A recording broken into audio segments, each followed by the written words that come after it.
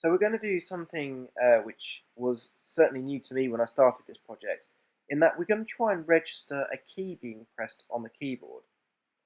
Now, Small Basic to do this has a built-in tool called events. These aren't very traditional in terms, as far as I've seen, in terms of standard programming languages, and certainly the way that they run, I'd be amazed if it's been done like this many times before, and certainly not an industry standard languages. However, we're going to use what's built in because it's the only option we've got. So we're going to start off by saying, actually, we need to call an event. Now, to do this, we say, and we may as well create this event at the top here. I don't see why not. And the event that we're going to talk about is called graphics window dot, and we want to play around with the keys. And if we start typing key, we see we get a couple of options here with the symbol we've not seen before, which is this little green circle with a lightning bolt in it. And I'm going to try this key down sub. Okay, well, sorry, not sub, event.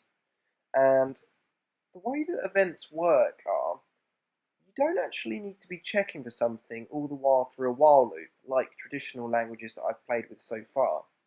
The event actually occurs that it will actually check to see if that event is being checked for you in background processes. So graphics window.key down, and now I just tell it a sub that I'd like it to run. So the sub that I'd like that to run is, well, I guess I'll just call it key down. So basically it will constantly be checking now to see whether I've got the key pressed down, and if I do, then it will run the sub key down. Now we haven't created that sub yet, so let's go and do that. Doesn't really matter too much where we're going to create it. I suppose we may as well create it at the bottom. So sub key down, make sure I unname them exactly as I wrote it up there. And let's just test to see if this works. So I'm going to say sub key down, text window, dot right line,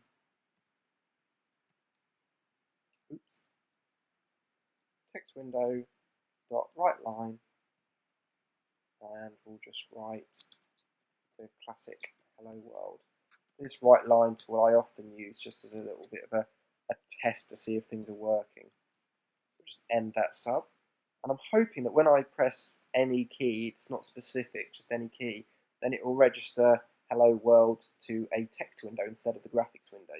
So let's just try that out.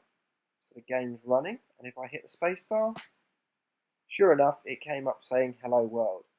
Now, just for your testing purposes, if I press the spacebar over and over again now, nothing happens.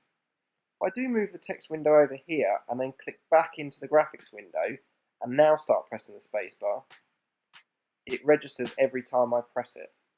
And it's also worth noting, if I hold down the spacebar, you'll notice it registers numerous times, much like when you're typing in any kind of word processor or basically anywhere in most operating systems. If you hold down a key, it will start to enter repeatedly. That's quite a nice tool so far. We don't need to worry about that clicking back onto the graphics window during our game. It's only because we've got a text window up here, it registers and then changes which window you've got selected to here, but then it's checking for the space in this window. So if we take out this idea of changing the graphics window, why don't we instead say, well, why don't we change bird Y change to be the opposite of what it is? Now, this is where a little bit of maths knowledge is quite useful. So I'm just going to say bird Y equals whatever bird Y was times by -1. And for those of you with a bit of maths knowledge here will know that anything times by -1 gives you its reverse self. For example, 5 times by -1 would be -5. -5 times by -1 would be 5. So I can change something from 10 to -10, and from -10 to 10, and vice versa. In our case, we're going to be changing this -1 to 1, and then if it runs again, it will change it to -1, and then it'll change it to 1, and then -1. And if you haven't guessed by now, I'm hoping you're going to see what that will do. So let's go and run. And if I press the space bar,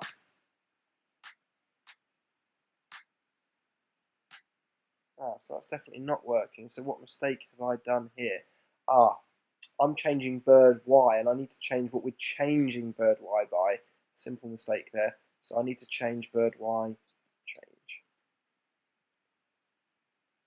And the same in here. There we go, let's just test that one more time. And sure enough, we can now change the direction that the ball goes in.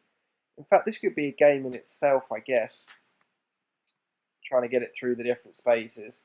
Not quite as challenging, and certainly not what we're going to work towards, but hopefully that gives us some more tools to be able to use.